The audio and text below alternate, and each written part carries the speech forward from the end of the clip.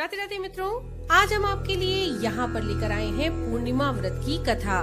दोस्तों, पूर्णिमा का व्रत श्रीहरि के लिए रखा जाता है और ये तिथि चंद्रदेव को भी बहुत प्रिय है, क्योंकि इस दिन चंद्रदेव अपने पूरे आकार में होते हैं और पूर्णिमा के दिन पूजा पाठ, जप, दान आदि बहुत शुभ माना जाता है, बहुत पुण्य फलदायी माना जाता है।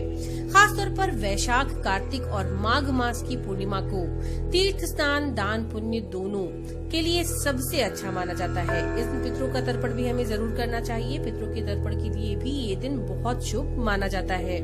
तो चलिए शुरू करते हैं पूर्णिमा व्रत की कथा। द्वापर युग में एक समय की बात है, यशोदा जी ने कृष्ण जी से कहा कि हे कृष्ण, तुम सारे संसार के उत्पन्न करता, पोषक तथा उसके संहार करता हो। आज कोई ऐसा व्रत मुझसे कहो जिसके करने से मृत्युलोक में स्त्रियों को विधवा होने का भय न रहे तथा यह व्रत सभी मनोकामनाओं को पूरा करने वाला हो।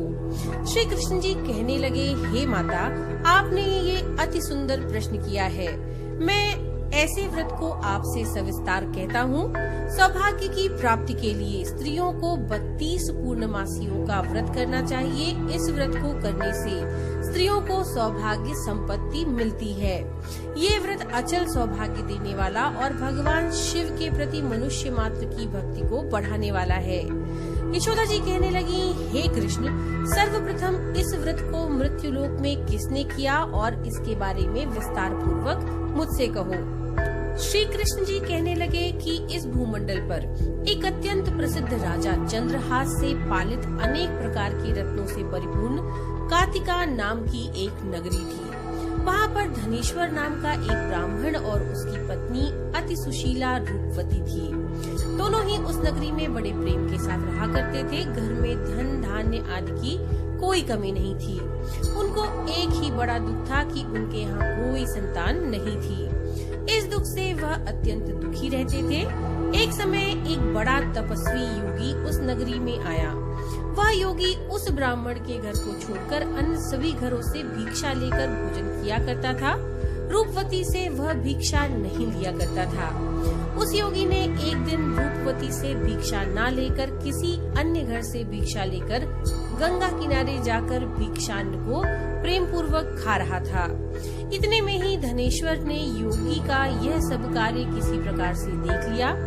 अपनी भिक्षा के अनादर से दुखी होकर के धनेश्वर योगी से बोला, महात्मन, आप सब घरों से भिक्षा लेते हो, परंतु मेरे घर की भिक्षा आप कभी नहीं लेते, इसका क्या कारण है? योगी ने कहा कि निसंतान के घर की भीख पतितों के अन्न के तुल्य होती है और जो पतितों का अन्न खाता है वह भी पतित हो जाता है। चूँकि तुम निसंतान हो, अतः पतित हो जाने के भय से मैं तुम्हारे घर की भिक्षा नहीं लेता हूँ। धनेश्वर ये बात सुनकर के मनी मन बहुत दुखी हुआ और हाथ जोड़कर योगी के पैरों में गिर पड़ा तथा आर्द्र भाव से कहने लगा, हे महाराज, यदि ऐसा है तो आप मुझको पुत्र प्राप्ति का उपाय बताइए। आप सर्वज्ञ हैं, मुझ पर अवश्य ही अपनी कृपा कीजिए। धन की मेरे घर में कोई कमी नहीं है, परंतु मैं पुत्र ना होने के कारण अत्यंत दुखी हूँ। आप मेरे इस दुख का हरण करें। आप सामर्थ्यवान हैं। ये सुनकर के योगी कहने लगा, हे ब्राह्मण, तुम चंडी की आराधना करो।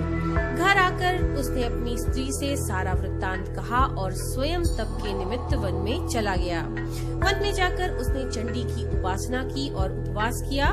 चंडी ने 16वें दिन उसको स्वप्न में दर्शन दिया और कहा, हे धनेश्वर, जा, तेरे पुत्र होगा, परंतु वह 16 वर्ष की आयु में ही मृत्यु को प्राप्त हो जाएगा। यदि तुम दोनों स्त्री पुरुष 32 पूर्णमासियों का व्रत विधि पूर्वक करो तो वह दीर्घायु होगा। जितनी तुम्हारी सामर्थ्य हो उतने आटे के दिए बनाकर भगवान शिव का पूजन करना, लेकिन पूर्णमासी 32 हो जाने चाहिए। प्रातः काल होने पर इस स्थान के समीप ही तुम्हें एक आम का वृक्ष दिखाई देगा। तुम उस पर चढ़कर एक फल तोड़कर शीघ्र अपने घर ले जाना और अपनी पत्नी से सारा वृत्तांत कहना। ऋतु स्नान के पश्चात जब वह स्वच्छ हो जाए तब श्री शंकर जी का ध्यान करके उस फल को खा ले। तब शंकर भगवान की कृपा से उसको गर्भ हो जाएगा। जब वह ब्राह्मण प्रातःकाल उठा तो उसने उस स्थान पर ही एक आम का वृक्ष देखा जिस पर एक अत्यंत सुंदर आम का फल लगा हुआ था। उस ब्राह्मण ने उस आम के वृक्ष पर चढ़कर उस फल को तोड़ने का प्रयत्न किया, परंतु वृक्ष पर कई बार प्रयत्न करने के बाद भी वह नहीं चढ़ पाया। तब तो उस ब्राह्मण को बहुत चिंता हुई और उसने विघ्न विनाशक श्री गणपति की वंदना वो करने लगा। हे दयानिधे, अपने भक्तों के विघ्नों का नाश करके उनके मंगल कार्य को करने वाले, दुष्टों का नाश करने वाले, रिद्धि सिद्धि को देने वाले, आप मुझ पर कृपा करके मुझे इतना बल दें कि मैं अपने मनोरथ को पूर्ण कर सकूं। इस प्रकार गणपति की प्रार्थना करने पर उनकी कृपा से धनेश्वर वृक्ष पर चढ़ गया और उसने एक अति सुंदर आम का फल देखा। उसने विचार किया कि जो वरदान से फल मिला था वह यही है और कोई फल दिखाई नहीं देता। उस धनेश्वर ब्राह्मण ने जल्दी से उस फल को तोड़कर अपनी स्त्री को लाकर दिया और उसकी स्त्री ने अपने पति के कथनानुसार उस फल को खा लिया और वह गर्भवती हो गई। देवी जी की असीम कृपा से उसे एक अत्यंत सुंदर पुत्र उत्पन्न हुआ जिसका नाम उन्होंने देवीदास रखा। माता पिता के हर्ष और शोक के साथ वह बालक शुक्ल पक्ष के चंद्रमा की भांति अपने पिता के घर में बढ़ने लगा। भवानी की कृपा से वह बालक बहुत ही सुंदर, सुशील और विद्या पढ़ने में बहुत निपुण हो गया। दुर्गा जी की आज्ञा अनुसार उसकी माता ने 32 पूर्णमासी का व्रत रखना प्रारंभ कर दिया जिससे उसका पुत्र बड़ी आयु वाला हो जाए।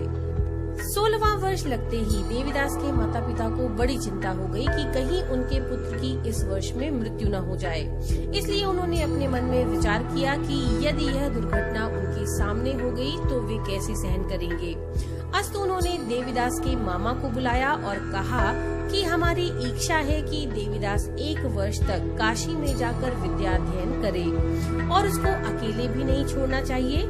इसलिए साथ में तुम चले जाओ और 1 वर्ष के पश्चात इसको वापस लौटा लाना।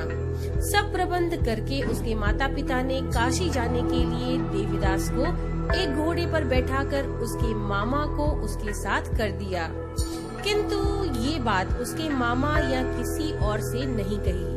धनेश्वर ने सपत्नीक अपने पुत्र की मंगल कामना तथा दीर्घायु के लिए भगवती दुर्गा की आराधना और पूर्णमासियों का व्रत करना आरंभ कर दिया। इस प्रकार बराबर 32 पूर्णमासी का व्रत पूरा किया। कुछ समय के पश्चात एक दिन वे दोनों यानी मामा और भांजे मार्ग में रात्रि बिताने के लिए किसी ग्राम में ठहरे। उस दिन उस गांव में किसी ब्राह्मण की अत्यंत सुंदर, सुशील, विदुषी और गुणवती कन्या का विवाह होने वाला था। जिस धर्मशाला के अंदर वर और उसकी बारात ठहरी हुई थी, उसी धर्मशाला में देवीदास और उसके मामा भी ठहरे हुए थे। संयोगवश कन्या को तेल आदि चढ़ाकर मंडप आदि का कृत्य किया गया तो लग्न के समय वर को धनुर्वात हो गया। अस्तु वर के पिता ने अपने कुटुंबियों से परामर्श करके निश्चय किया कि देवीदास मेरे पुत्र जैसा ही सुंदर है, मैं इसके साथ ही लग्न करा दूंगा और बाद में विवाह के अन्य कार्य मेरे लड़के के साथ हो जाएंगे। ऐसा सोचकर देवीदास के मामा से जाकर वे बोले कि तुम थोड़ी देर के लिए अपने भांजे को हमें दे दो, जिससे विवाह के लग्न का सब कृत्य सुचारू रूप से हो जाए। तब उसका मामा कहने लगा कि जो कुछ भी मधुपर्क आदि कन्यादान के समय वर को मिले वह सब हमें दे दिया जाए तो मेरा भांजा इस बारात का दूल्हा बन जाएगा।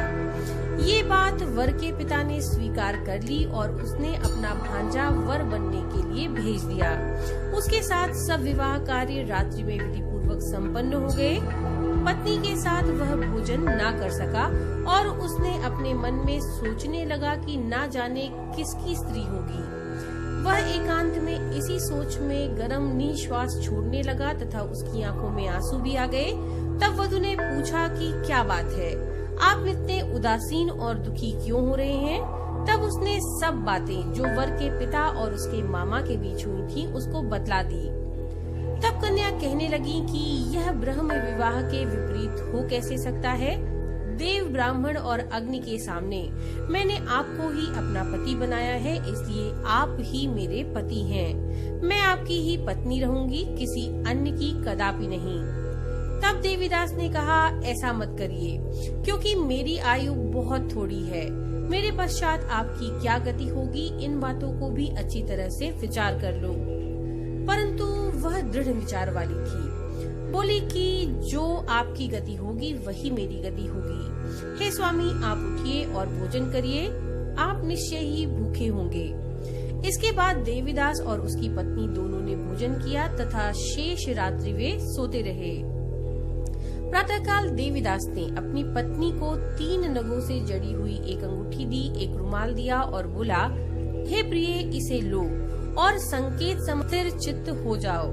मेरा मरण और जीवन जानने के लिए एक पुष्प वाटिका बना लो, उसमें सुगंधि वाली एक नव मल्लिका लगा लो, उसको प्रतिदिन जल से सींचा करो और आनंद के साथ खेलो कूदो तथा उत्सव मनाओ। जिस समय और जिस दिन मेरा प्राणांत होगा ये फूल सूख जाएंगे और जब ये फिर हरे हो जाएंगे तो जान लेना कि मैं जीवित हूँ। ये बात निश्चय कर समझ लेना, इसमें कोई संशय नहीं है। ये समझा करके वो चला गया।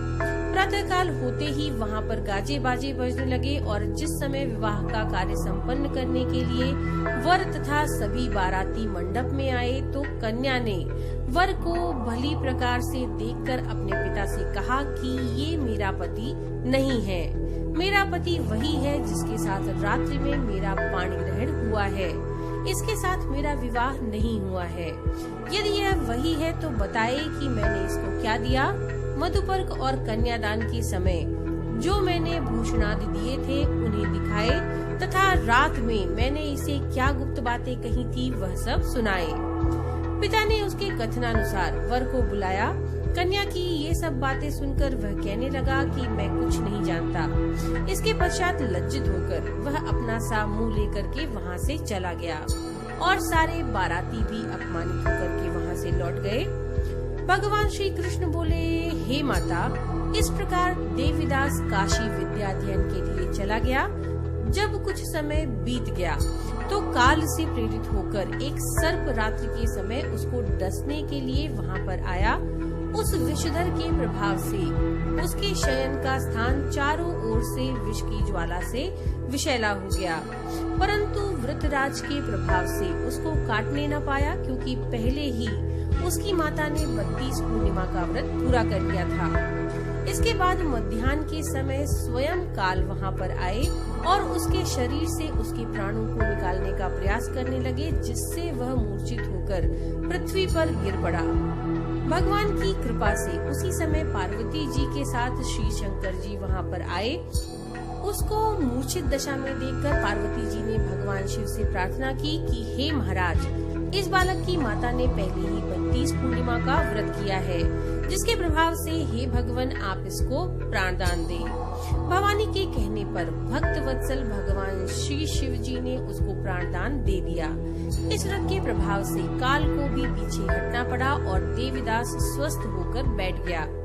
उधर उसकी स्त्री उसके काल की प्रतीक्षा किया करती थी। जब उसने देखा कि उसकी पुष्प वाटिका में पत्र पुष्प कुछ भी नहीं रहे तो वह अत्यंत आश्चर्यचकित हुई और जब वह वैसे ही हरी भरी हो गई तो वह जान गई कि उसके पति जीवित हैं। ये देखकर वह मन ही मन बहुत प्रसन्न हुई और अपने पिता से कहने लगी कि पिताजी, मेरे पति जीवित हैं, आप उनको ढूंढिए। जब 16वां वर्ष व्यतीत हो गया तो देवीदास भी अपने मामा के साथ काशी से चल दिया। इधर उसके श्वशुर उसको ढूंढने के लिए अपने घर से जाने वाले थे। उसी समय दोनों मामा भांजा वहाँ पर आ गए। उनको आया हुआ देखकर उनका ससुर बहुत प्रसन्नता के साथ अपने घर में लेकर के आया। उस समय नगर के निवासी भी वहाँ पर इकट्ठे हो गए और सबने निश्चय किया कि अवश्य ही इसी बालक के साथ कन्या का विवाह हुआ था। उस बालक को जब कन्या ने देखा तो वह पहचान गई और कहा कि ये तो वही है जो संकेत करके गए थे। तदुपरांत सभी कहने लगे कि भला हुआ जो ये आ गया। अब सब नगरवासियों ने खूब खूब आनंद मनाया। श्री कृष्ण जी कहने लगे कि इस प्रकार धनेश्वर 32 पूर्णिमाओं के व्रत के प्रभाव से पुत्रवान हो गया और जो भी स्त्रियां इस व्रत को करती हैं वे जन्म जन्मांतर में वैधव्य का दुख नहीं भोगती, सदैव सौभाग्यशाली रहती हैं। यही मेरा वचन है, इसमें कोई संदेह नहीं है। ये व्रत पुत्र पौत्रों को देने वाला तथा संपूर्ण मनोकामनाओं को पूर्ण करने वाला है। 32 पूर्णिमाओं का व्रत करने से व्रती की सभी इच्छाएं भगवान शिव स्वयं पूरी करते हैं। तो ये थी पूर्णिमा व्रत कथा। नमो नारायण।